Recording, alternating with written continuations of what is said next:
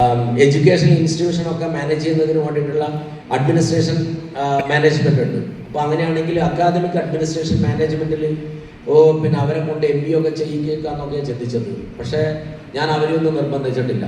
കാരണം എന്താണെന്ന് വെച്ചാൽ അവരുടെ, ഞാൻ നേരത്തെ പറഞ്ഞതുപോലെ അവരുടെ അഭിരുചി, അവരുടെ താല്പര്യം, അവരുടെ കഴിവ്, ഇതൊക്കെ അനുസരിച്ചിട്ട് വേണം നിങ്ങൾ സെലക്ട് ചെയ്യാൻ വേണ്ടിയിട്ട്. നേരത്തെ ഇവിടെ ഇപ്പോൾ നമ്മുടെ കേണൽ മിസ്റ്റർ രമേശ് സാർ പല കാര്യങ്ങളും പറഞ്ഞിട്ടുണ്ട്. നിങ്ങളിപ്പോൾ പറയുകയാണ് നല്ല കപ്പിത്താനാവാന്ന് വിചാരിച്ചു കഴിഞ്ഞാൽ കൈ നിറയെ ശമ്പളം തരാം, ലോകം മുഴുവൻ ചുറ്റിക്കറങ്ങാം എന്ന് നിങ്ങളോട് പറഞ്ഞാൽ അതിൻ്റെ അപ്പുറത്ത് ഈ ആഴിപ്പരപ്പിലെ പ്രതിസന്ധികൾ നേരിടാനുള്ള മനക്കരുത് നിങ്ങൾക്കില്ലെങ്കിൽ നിങ്ങൾക്ക് കപ്പിത്താനാവാൻ കഴിയില്ല. അപ്പം നമുക്ക് നമ്മളുടെ കഴിവ് അഭിരുചി നോക്കണം. എൻ്റെ മകള് നല്ല ചിത്രമൊക്കെ വരയുന്നുണ്ട്, അവള് ആർക്കിടെക്റ്റായി, അവൾ ആ വഴിയിലേക്കാണ് പോയത്. അപ്പം ഞാൻ പറയുന്നത് മാനേജ്മെന്റ് ഇങ്ങനെ പലതുണ്ട്, പക്ഷെ ഇതൊക്കെ നിങ്ങളുടെ തീരുമാനമാണ് പ്രധാനം. ഞാൻ ഫസ്റ്റ് പറഞ്ഞെടുത്ത് തുടങ്ങുവാണ്, you are the architect of your destiny എന്നാണ്. അത് നമ്മളെ കഴിവും ഇതൊന്നും വലിയ കാര്യമല്ല. അതിന് അങ്ങനെയുള്ള ഒരുപാട് ആളുകൾ ഇപ്പം എൻ്റെ മനസ്സിലോട്ട് വരുന്നുണ്ട്. ഒരാളെ മാത്രം ഞാൻ പറഞ്ഞിട്ട് ഞാൻ അവസാനിപ്പിക്കാം. നിങ്ങളെല്ലാവരും കേട്ടിട്ടുണ്ടാവും, ജിജിമോൾ മാരിയറ്റ് തോമസ് എന്ന് പറയുന്ന ഒരു തൊടുപുഴക്കാരത്തി, നിങ്ങളൊക്കെ പ്രായത്തിലുള്ള ഒരു കുട്ടിയാണ്. എന്താ ജിജിമോൾ മാരിയറ്റ് തോമസ് എന്ന് പറയുന്ന കുട്ടിയുടെ പ്രത്യേകത എന്നറിയണ്ടേ? ജന്മന തന്നെ 2 കയ്യുമില്ല. അവളൊരു 3ാം ക്ലാസ്സിലായ സമയമാകുമ്പോഴത്തേക്ക് അമ്മ ക്യാൻസർ വന്ന് മരിച്ചു. പിന്നെ അച്ഛനാണല്ലേ, അച്ഛനാണെങ്കിൽ പ്രായമൊക്കെ ആയിട്ട് പിന്നെ ജോലിയൊക്കെ ചെയ്യാൻ വേണ്ടി വയ്യ. അവളുടെ പ്രസവിച്ച ഹോസ്പിറ്റലിലെ ഡോക്ടർ പറഞ്ഞു, നിങ്ങളൊരു കാര്യം ചെയ്യും, നിങ്ങൾ ഈ മകളെ എനിക്ക് തന്നേര്, ഞാൻ അവളെ നന്നായി വളർത്താം. അപ്പോൾ അവൾ പറഞ്ഞു, പിന്നെ അവളുടെ അച്ഛൻ പറഞ്ഞു, എനിക്ക് ഈ നിങ്ങൾക്ക് തരാൻ വേണ്ടി വേറെ മക്കളൊന്നുമില്ല, ഈ ഒരു മോള് മാത്രമേ ഉള്ളൂ, അതുകൊണ്ട് ഇവളെ എനിക്ക് തന്നെ വേണം. പക്ഷേ അവരുടെ സാമ്പത്തിക സാഹചര്യം വെച്ചിട്ട് ഈ കുട്ടിയെ വളർത്താൻ അവർക്ക് പറ്റുന്നില്ല. അവസാനം ഈ പെൺകുട്ടിയെ അനാഥാലയത്തിലേക്ക് വിട്ടു. അനാഥാലയത്തിലേക്ക് വിട്ടിട്ട് ഇവളെ നോക്കിയിട്ട് കൂടെയുള്ള ആൾക്കാരൊക്കെ തന്നെ ഇൻസൾട്ട് ചെയ്തു, ഈ കയ്യൊന്നുമില്ലാത്ത നീ ഈ ഭൂമിയിൽ എന്ത് ചെയ്യാനാണ്?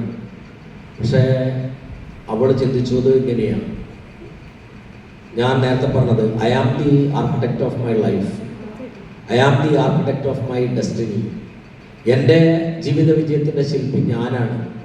ഞാൻ ഈ ഭൂമിയിലേക്ക് വന്നു, എനിക്ക് ഒരു ജീവിതം മാത്രമേ ഉള്ളൂ. ഇത് ധന്യമാക്കേണ്ടത്, ഇത് സമ്പന്നമാക്കേണ്ടത് എൻ്റെ കടമയാണ്, എൻ്റെ ഉത്തരവാദിത്തമാണ്. അപ്പോൾ ഞാൻ എന്താണ് ചെയ്യേണ്ടത്? അപ്പോൾ അവളിങ്ങനെ കുറേ ആലോചിച്ചപ്പോൾ ഒരു ദിവസം അവൾക്കൊരു വഴി കിട്ടി. അവളിങ്ങനെ നിങ്ങളെ പോലെ അവിടെ ഇരിക്കുമായിരുന്നു. ഇരിക്കുമ്പോൾ അടിയിലൊരു പേപ്പർ കിട്ടിയിട്ട് ആ പേപ്പറിൻ്റെ അകത്തേക്ക് കാലുകൊണ്ട് ഇങ്ങനെ എന്തോ ചിത്രമൊക്കെ വരഞ്ഞു. അപ്പോൾ നല്ല ചിത്രങ്ങൾ അവിടെ വിടർന്നു. ചിത്രങ്ങൾ വിടർന്നപ്പോൾ അവരുടെ സിസ്റ്റർ നോക്കിയിട്ട് പറഞ്ഞു, എനിക്ക് ചിത്രം വരയിൽ നല്ല കഴിവുണ്ടല്ലോ എന്ന്. അപ്പോൾ അങ്ങനെ അവൾ പറഞ്ഞു, കമ്പ്യൂട്ടർ പഠിക്കണമെന്ന് പറഞ്ഞു.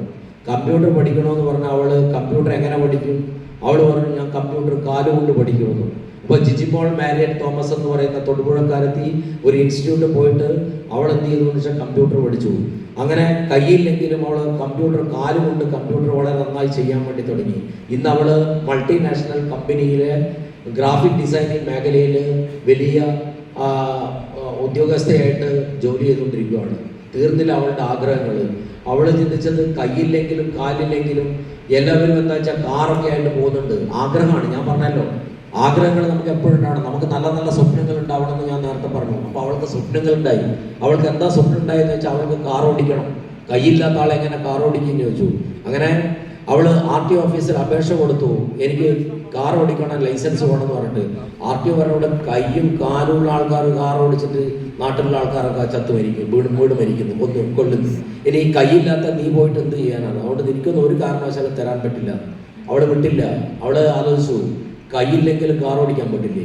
അപ്പോൾ കയ്യില്ലാത്ത ആളുകൾ കാർ ഓടിക്കുന്നുണ്ടാ. അവൾ കംപ്ലീറ്റ് ഇന്റർനെറ്റിലൊക്കെ സെർച്ച് ചെയ്തു, കണ്ടുപിടിച്ചു.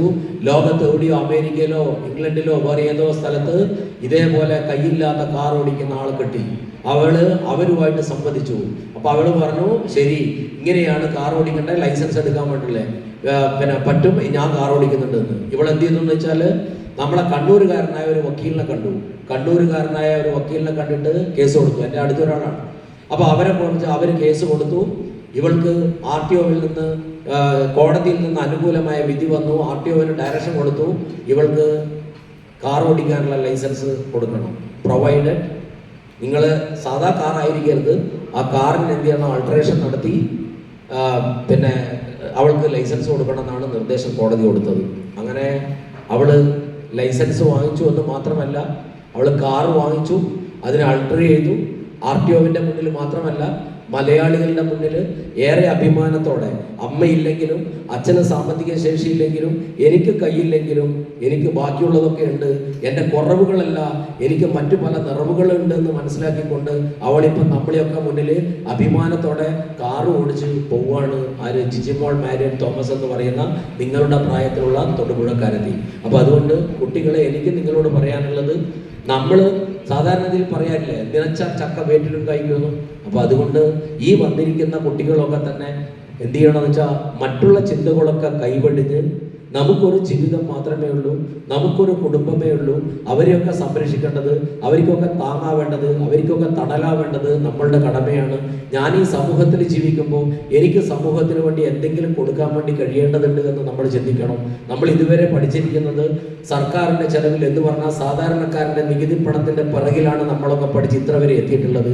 ഇപ്പം നമ്മൾ പോയിട്ട് അമേരിക്കയിലോ ഇംഗ്ലണ്ടിലോ പോയി ജോലി ചെയ്യുന്നതിനപ്പുറത്ത് നമ്മുടെ നാടിന് വേണ്ടി, നമ്മുടെ കുടുംബത്തിന് വേണ്ടി എന്തെങ്കിലും ചെയ്താൽ നമ്മുടെ വീടുകളൊക്കെ തന്നെ പൂട്ടിക്കിടക്കില്ല. ഇപ്പം നമ്മുടെ നാട്ടിലുള്ള വീടുകളൊക്കെ തന്നെ എന്തോ ഒരു ഹോമാക്കി മാറ്റാൻ വേണ്ടിയിട്ടാണ് ഇന്നലെയുള്ള നമ്മുടെ ധനകാര്യ മന്ത്രി പ്രഖ്യാപിച്ചിരിക്കുന്നത്.